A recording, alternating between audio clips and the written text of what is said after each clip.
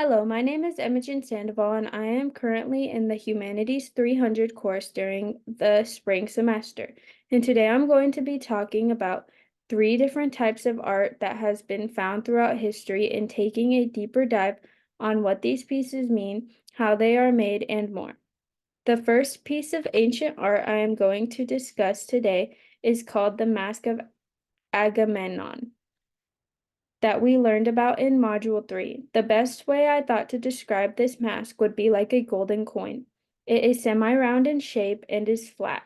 The color is gold. The mask includes detailed facial features of a male and a pair of ears. The mask is 12 inches or 1 foot in length. Its material is made out of gold that has been hammered into a background made of wood, and that has the details engraved in it from a sharp carving tool. This piece of art was created during 1550 to 1500 BC during the Late Bronze Age era in Greece. I was unable to find an exact person who created this artifact, but it was made by the ancient Aegean culture of the Mycenaeans. The mask was made to use as a funeral mask and was found on the faces of the deceased as a way to symbolize their soul continuing on during death. It was found by Henrik Schielman in 1876 in graves on a burial site located in southern Greece, Mycenae. A few things I learned about this culture is that they respect the deceased and would bury them in beehive tombs, and that during this time there was little to no writing, that the only evidence that has been recovered of writing was some linear B.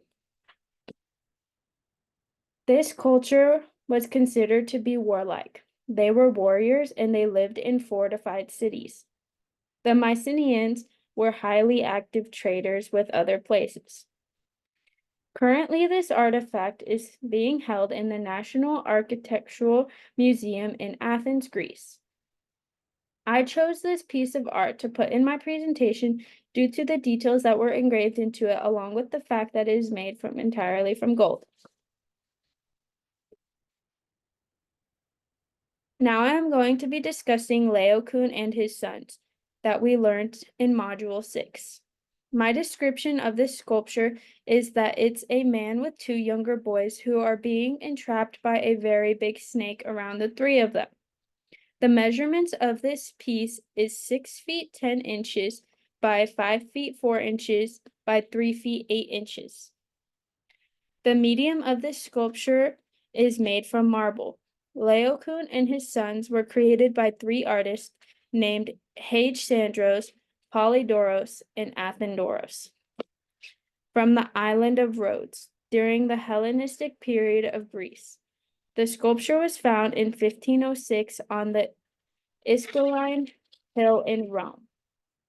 This sculpture was created to represent a scene from mythology. According to Khan Academy, Laocoon and his sons video, Laocoon was a Trojan priest who knew that the gift they had received from the city of Troy, who were their enemies at the time, had been sent as a trick.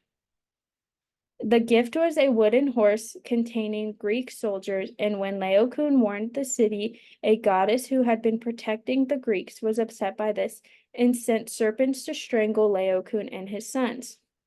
What I learned about the people from the Hellenistic Greece period is that they followed mythology, worshipped the gods and goddesses, and they were creating new forms of art that showed more expression and more emotion.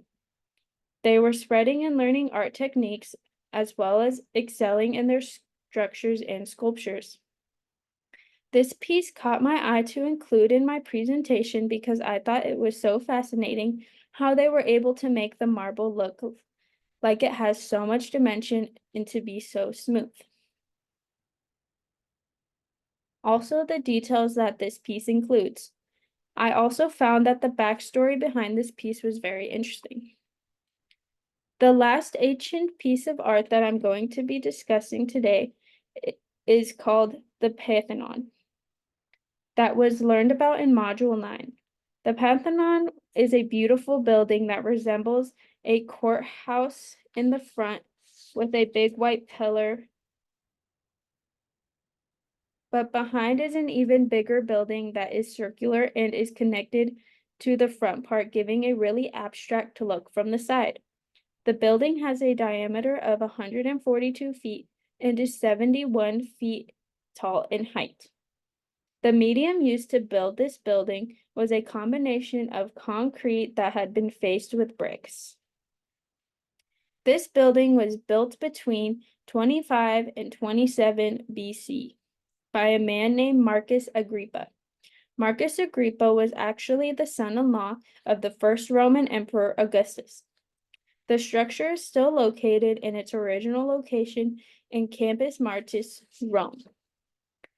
The temple was dedicated to the 12 gods as well as the living sovereign people. In a reading made by Smart History, it states that scholars suggest that the building was not just a temple, but had actually been intended to be used as a part of rulers' cult emerging around Augustus, who was the first emperor. I learned that during this time from the Roman Emperor, I learned that during this time the people from the Roman Empire were strong-willed and had defined beliefs in the gods and goddesses and followed heavily in mythology. They innovated new arts and beliefs as well. They had a powerful domain and are the reason for a lot of history we learn about today in their arts, stories, and history. I learned that this building has suffered fire damage on 2 different occasions. The first time it was burned down by a fire, then it was rebuilt by the Emperor Domitian. But then it was hit by a strike of lightning in 110 CE that caused damage to the structure again. I chose this building to include in my presentation due to the size in the building and how it was structured. I have never seen a building like this with the courthouse front with a connected background that is circular and even bigger than the front. A few things that surprised me while doing research for this project was the history between Laocoon and his sons and how it was actually created from a scene in mythology. Also that each piece had its own culture, meaning, reasoning, and history for it. The people back then were so creative and talented. It's the type of art that we don't see created anymore. Something new that I learned today was how the Pantheon was actually damaged by fires twice and had to be rebuilt. In conclusion, there is so much to learn and in so many other pieces of history found throughout time. Thank you for watching and listening to my presentation. Have a great day. And here is my works cited.